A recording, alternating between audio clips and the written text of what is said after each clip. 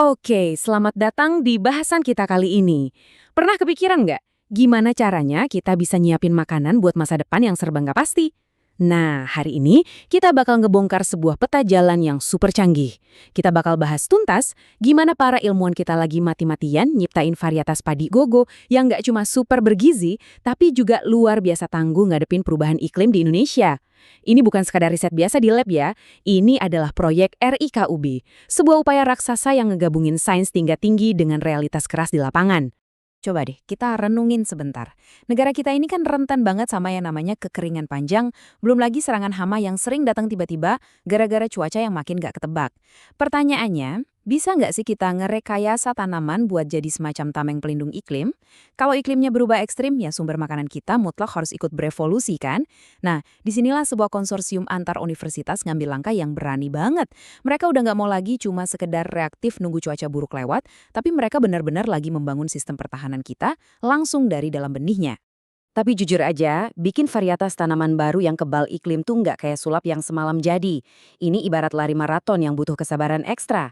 Bayangin aja perjalanan pemulihan ini udah dimulai jauh dari tahun 2017 lewat pengumpulan plasma nutfah dan persilangan awal antara padi gogo dengan padi sawah. Terus, berlanjut ke pengujian genotipe generasi F5 di tahun 2022 sampai akhirnya masuk ke uji adaptasi generasi F6 di 2024.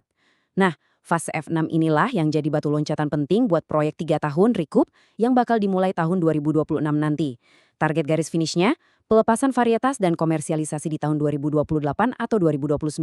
Benar-benar dedikasi jangka panjang buat ketahanan pangan kita. Di balik timeline yang panjang tadi, ada proses yang super teliti.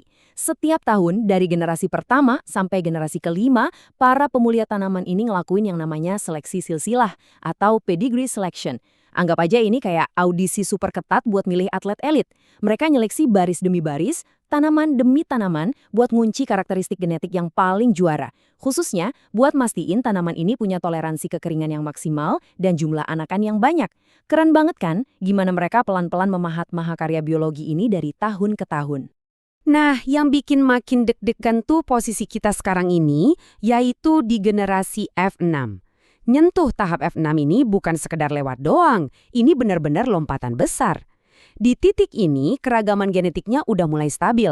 Dari ribuan kemungkinan di awal persilangan dulu, tim peneliti udah berhasil nyaring dan milih cuma 6 galur atau genotipe elit aja.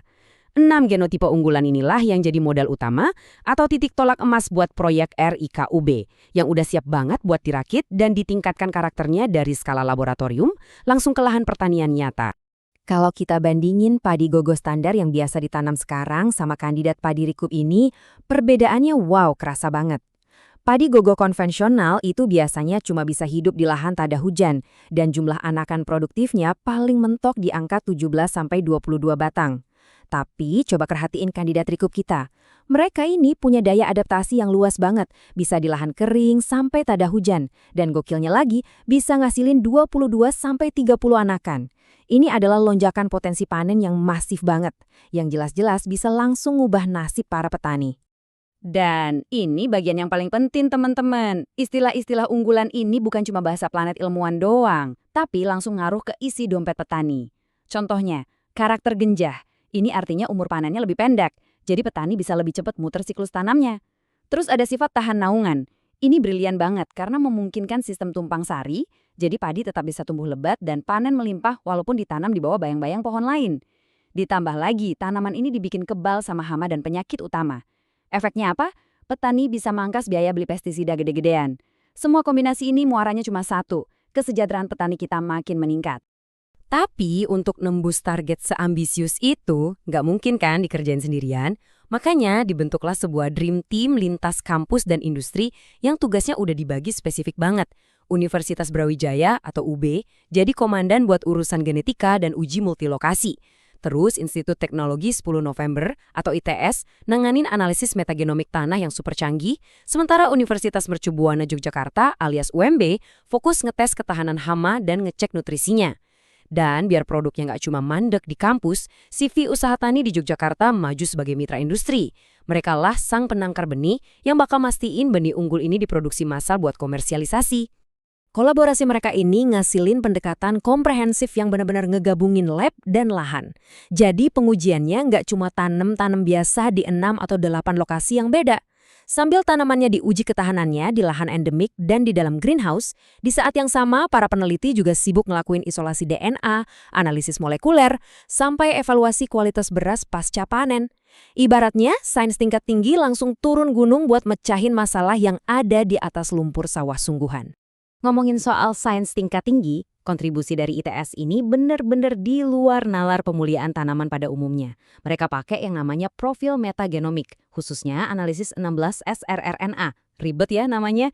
Intinya gini, mereka tuh memetakan seluruh pasukan bakteri tak kasat mata alias mikrobioma yang ada di dalam tanah. Buat apa sampai sedetail itu? Karena ternyata mikroba tanah inilah kunci rahasianya. Mereka mau mastiin profil genetik benih rikup ini bisa ngobrol dan berinteraksi sempurna sama lingkungan mikro di tanah. Jadi mau kondisi cuacanya lagi stres ekstrim kayak apapun, performa panennya bakal tetap stabil. Kalau ITS sibuk ngebedah rahasia tanah, nah UBMB ini perannya ganda, jadi tameng pelindung sekaligus ahli gizi. Mereka ngetes tanaman ini secara brutal, baik di greenhouse maupun di daerah endemik, buat ngelawan hama-hama padi paling horor kayak wereng batang coklat, virus tungro, dan penyakit blas. Nggak cukup sampai di situ, UMBI juga ngebedah abis-abisan kandungan makro dan mikronutrien dari berasnya. Karena kita nggak cuma butuh padi yang kuat ngadepin cuaca, tapi kita juga pengen beras yang dihasilkan nanti punya nilai gizi premium buat dikonsumsi masyarakat. Tentu aja, jalanin proyek skala raksasa kayak gini butuh bahan bakar, alias dana yang nggak sedikit. Disinilah peran vital dari Kementerian Riset dan Inovasi Saintek masuk. Pendanaan dari mereka benar-benar jadi jembatan penyelamat yang ngehubungin riset akademis di kampus sama dunia bisnis nyata. Berkat dukungan ini, hasil riset brilian tadi nggak cuma jadi tumpukan kertas, tapi bisa langsung diserahin ke CV usaha tani buat digandain benihnya dan dipasarin. Ini adalah ekosistem komersial yang udah benar-benar siap buat nganterin produk nyata ke tangan konsumen. Jadi, gimana rencana ke depannya? Proyek Rikup ini bakal ngegas penuh selama 3 tahun, dari 2026 sampai 2028. Tahun 2026 bakal difokusin buat matengin data profil metagenomik sama uji resistensi hama. Masuk 2027 lanjut ke uji daya hasil tahap akhir dan analisa nutrisi. Dan gongnya ada di tahun 2028. Disitulah pendaftaran dan pelepasan resmi kandidat varietas unggul baru ini dengan nama Seri Rikup bakal dilakukan. Setelah resmi rilis, komersialisasi dan produksi benih massal bakal langsung ngebanjirin pasar pertanian kita. Jadwalnya emang padat banget, tapi ya kita lagi balapan sama perubahan iklim kan? Nah, sebagai penutup, coba deh kalian bayangin gimana wajah pertanian dan ketahanan pangan kita 3 atau 4 tahun dari sekarang. Gimana jadinya waktu benih seri Rikup ini yang bisa panen cepat, tetap lebat walau di bawah pohon, kebal hama, gizinya tinggi dan super adaptif, akhirnya ditanam massal sama jutaan petani kita. Ini bukan cuma soal panen yang makin banyak, ini tuh revolusi beneran buat mastiin perut bangsa kita tetap kenyang di masa depan. Sebuah pemikiran yang bikin merinding sekaligus optimis kan? Makasih udah ikutin bahasan seru kali ini dan sampai jumpa di penjelajahan topik menarik selanjutnya.